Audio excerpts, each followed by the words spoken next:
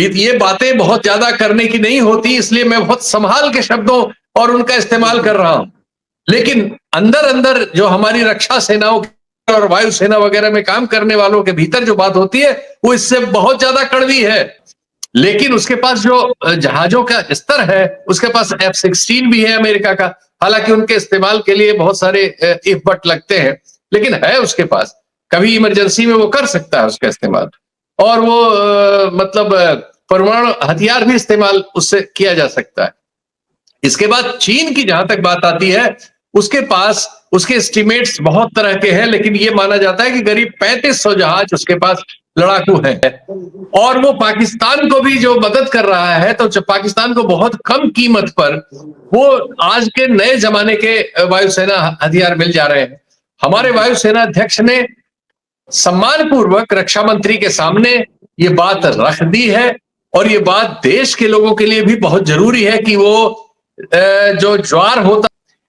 अब वजह इसकी क्या है कि क्योंकि हम पहले पूरा का पूरा इंपोर्ट पर निर्भर थे, और हम रूस से MiG-21 जो विमान है वो उसने हमारी एयरफोर्स को दशकों तक चलाया, लेकिन वो पुराना हो चुका है, उसमें एक्सीडेंट्स बहुत होते हैं और वो आज के वक्त की जरूरतें पूरी नहीं करता।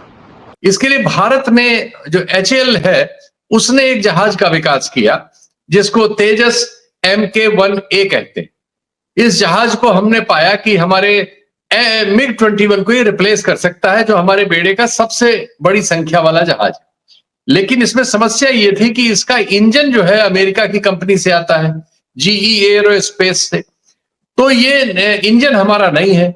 हमें 2009-10 में 40 विमान का पहला ऑर्डर HAL को सरकार ने दिया था, वायुसेना के लिए 40 विमान सप्लाई करने का।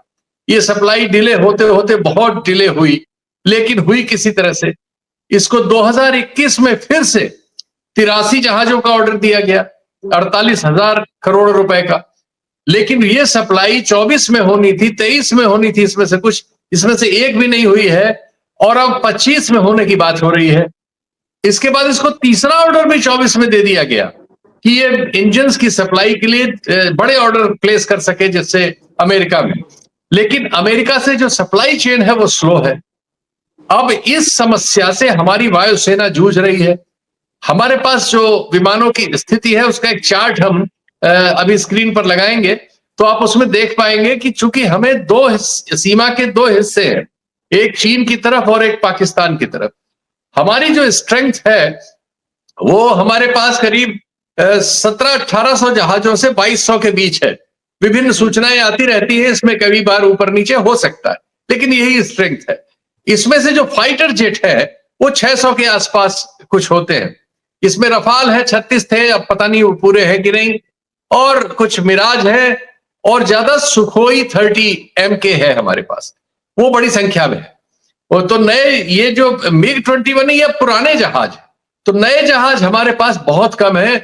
इनकी संख्या जो है हमारे पास 300-350 ही है, जो कि हमारी जरूरत के हिसाब से अगर दोनों सीमाओं को हम देखें तो ये एक्चुअली तो 1200 से 1500 होनी चाहिए, लेकिन तात्कालिक तौर पर भी 500 से कम नहीं होनी चाहिए, जो हमारा पुराना इसके लिए रिकॉर्ड है। अब हमारी स्थिति है नहीं, तो हमने तेजस इसमें एम्प्लॉय किया है जो MiG-21 को जोड़े, और उसको HAL बना रहा है। लेकिन HAL की समस्या यह है कि कुछ उसमें टेक्निकल इश्यूज थे, वो तो यहाँ लोकली वो एड्रेस कर सकता था, वो कहता है कि उसने उनको एड्रेस कर लिया। अब असलियत जब वो सप्लाई करेगा तब पता लगेगी। लेकिन जो इंजन का सवाल है वो चूंकि अमेरिका से आता है, तो ये हमारी बड़ा मेजर कंस्ट्रेन है। जबकि हमारे जो एडवर्सरीज हैं, जैसे पाकिस्तान, जिसके पास 900 से 1300 जहाज है, लड़ाकू जहाज, और उसमें बहुत तरह के हैं। अब उसमें चाइनीज बहुत बढ़ गए हैं और वो लेटेस्ट है। चाइना इस साल उसको एक नई सप्लाई, चेंगडू का जो 35 नंबर वाला जहाज है वो देने जा रहा है, उसके यहाँ सप्लाई आने वाली है। ये जहाज बहुत एडवांस है, ये हमारे रफाल वगैरह से भी आगे का जहाज है। तो पाकिस्तान के पास एक मारक क्षमता उसकी बढ़ रही है। इसकी वजह से टोटल संख्या पाकिस्तान के वायुसेना की हमसे 1/3 कम है, लेकिन उसके पास जो जहाजों का स्तर है उसके पास F-16 भी है अमेरिका का। हालांकि उनके इस्तेमाल के लिए बहुत सारे इफ बट लगते हैं, लेकिन है उसके पास। कभी इमरजेंसी में वो कर सकता है उसका इस्तेमाल, और वो मतलब परमाणु हथियार भी इस्तेमाल उससे किया जा सकता है।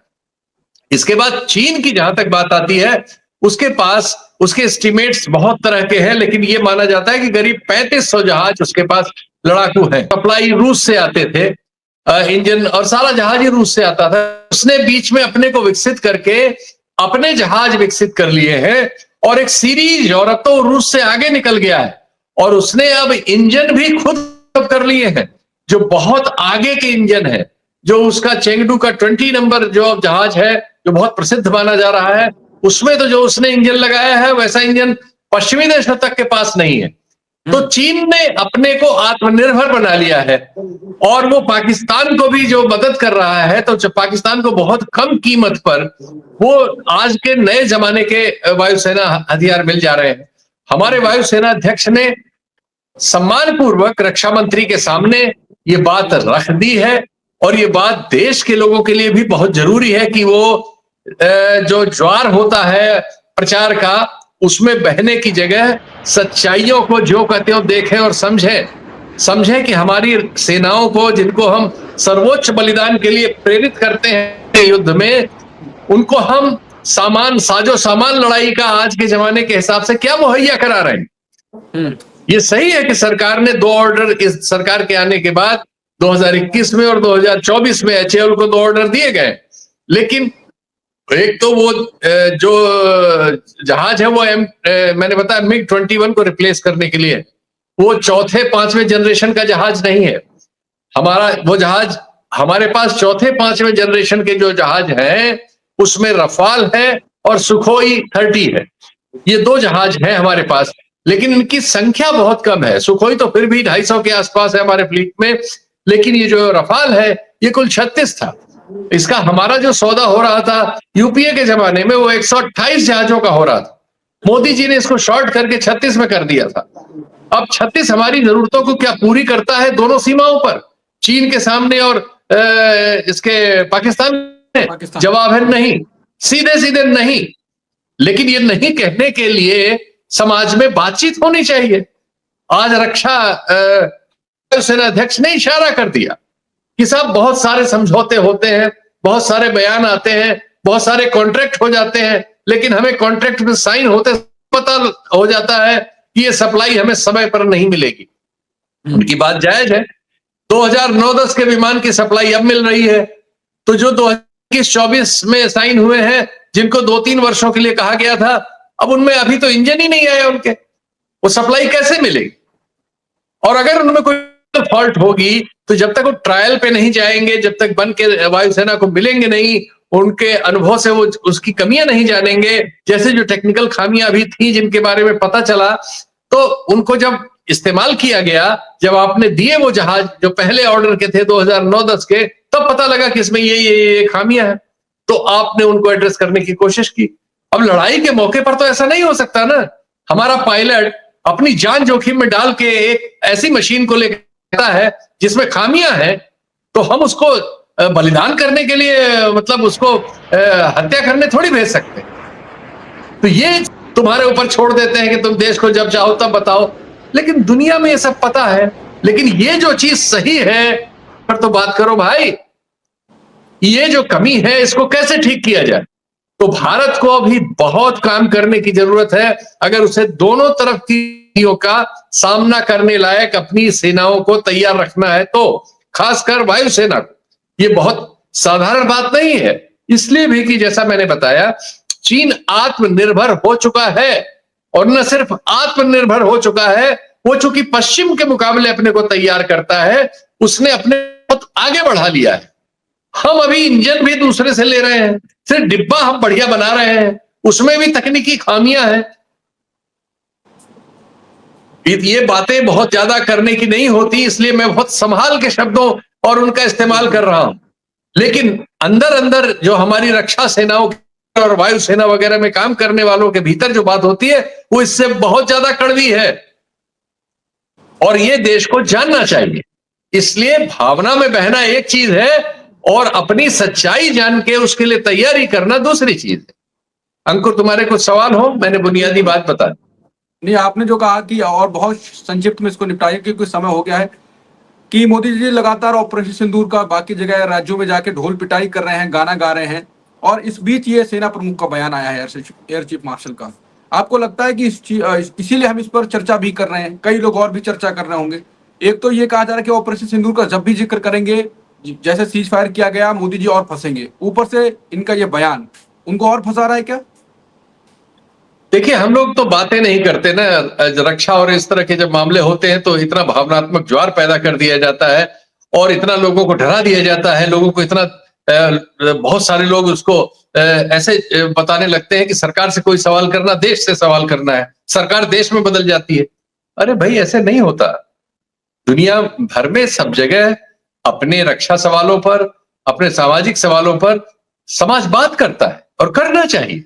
बात करने से हमें अपनी कमजोरियां पता लगती हैं और उनको कमजोरियों को दूर करने का सरकारों पर दबाव पड़ता है।